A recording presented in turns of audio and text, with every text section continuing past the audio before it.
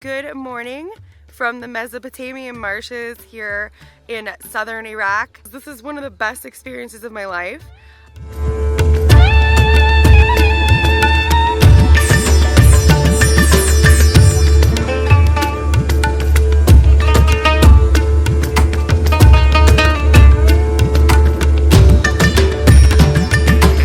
I just woke up in this home made out of reeds.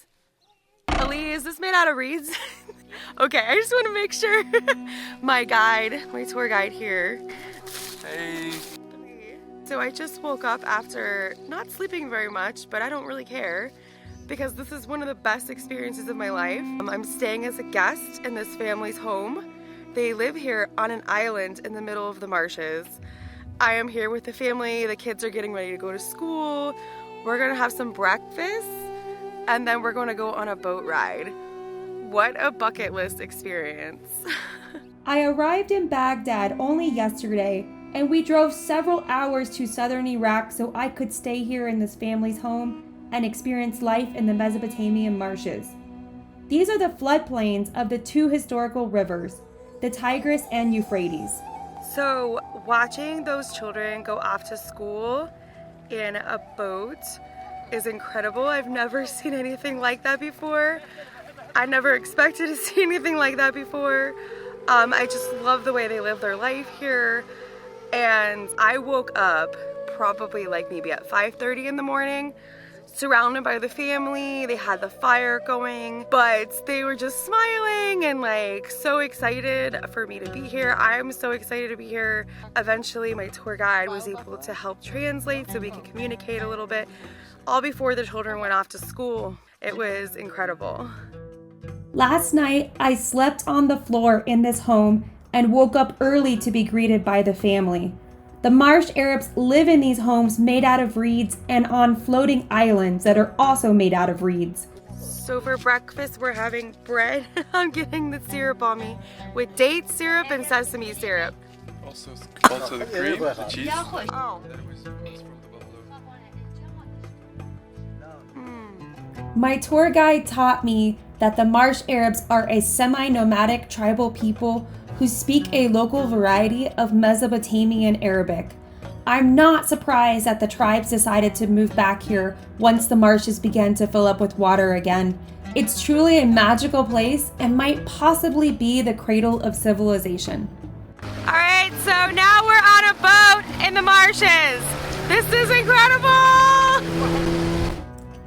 The marshlands of ancient Mesopotamia are often considered to be the site of the Garden of Eden, and these marshes have been inhabited since ancient Sumerian times. Sumerian tablets in the British Museum show a way of life that flourished here since the 1970s, but the community only partially exists today. During the 1950s and 70s, the marshes were slowly being drained due to oil exploitation, and Saddam Hussein accelerated this process between the 1980s and 1990s to drive out the local population who revolted against him. Approximately 90% of the marshes were drained, and most of the people left the area. Recently, the marshes have started to recover, and the Marsh Arabs have been able to move back, but drought and dam construction still threaten the area. The buffalo are just like, what the hell do you want?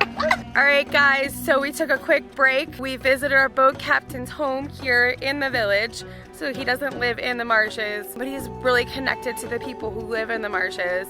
And he's the one who's giving me the tour and taking me around on the boat. And I had a chance to brush my teeth, which was really nice. I actually just learned that before he started working in tourism, he's been doing this since 2012, because before foreign tourists were coming, there was local tourists coming here from Iraq. But since 2012, he's been doing this. But before, back in the 70s and 80s, he was selling buffalo here in the water, just like many of the locals who live in the marshes. But then when the marshes started drying up, he left because there was a problem under Saddam Hussein with the marshes drying up. And then once the marshes came back, that's when he decided to move back here. What a cool story. Some scholars have proposed that there are genetic links between the modern-day Marsh Arabs and the ancient Sumerians.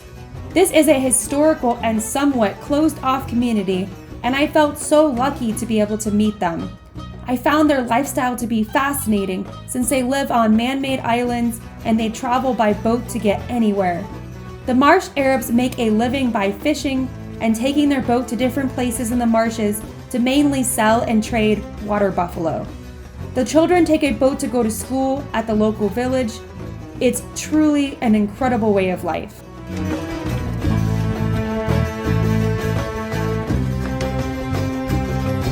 So the boat captain took me here to this reed house, and it's so incredible to see this. These homes are just beautiful. He's the nicest guy. Shukran.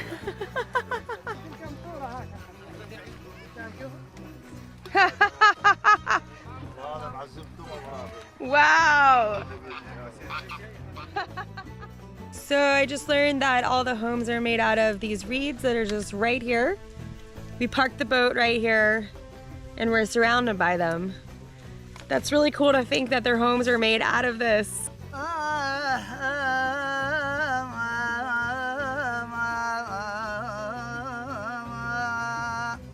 وطهاون البيد خذاه ما يوان عليا. So we made one quick stop here to hang out in these reed homes before we head back. The boat trip's almost over. This has really been super cool.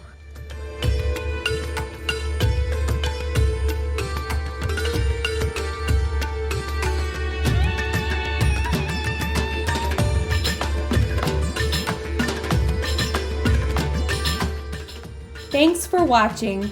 Please like and leave a comment below to let me know what you think of this video. Don't forget to subscribe if you want to see more of my upcoming videos from my 1-week trip in Iraq. And I'm already planning to return to Iraq in February 2024.